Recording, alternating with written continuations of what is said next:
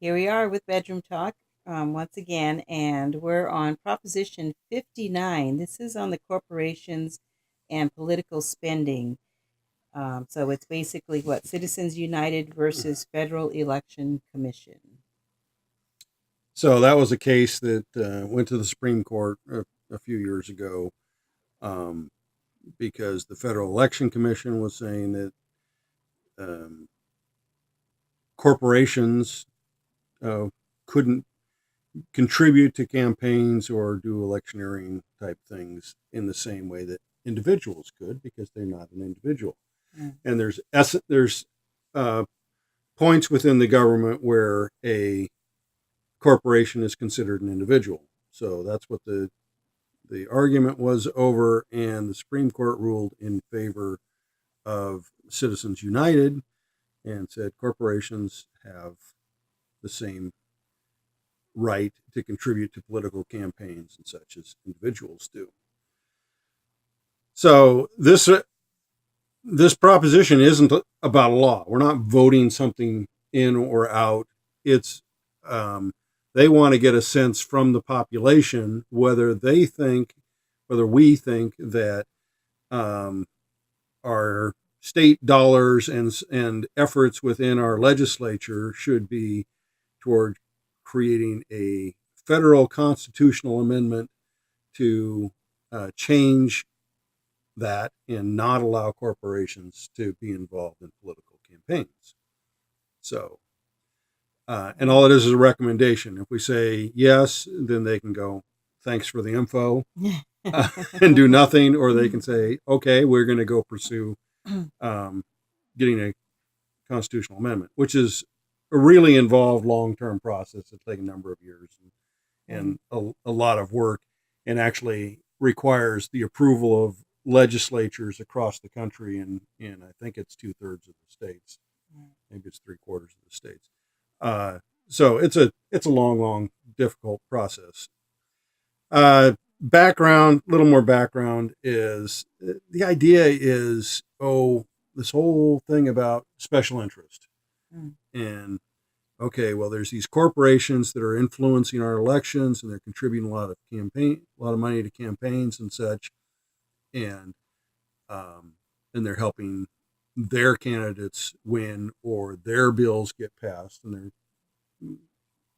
kind of putting their money in and lobbying. Um, and really, this comes out of the Democratic platform. This is actually a specific item within the Democratic platform, and because the idea for them is that the corporations contribute to the Republican campaigns, and that's the special interest. So we want to silence that group.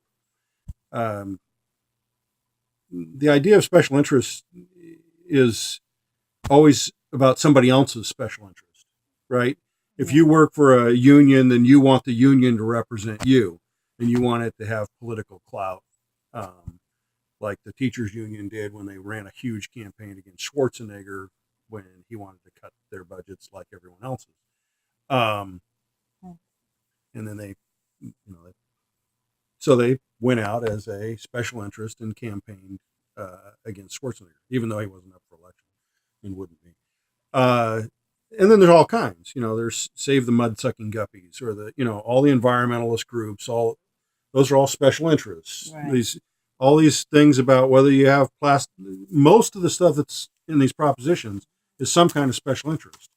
It's a teachers union. It's an environmentalist that don't want us to have plastic bags.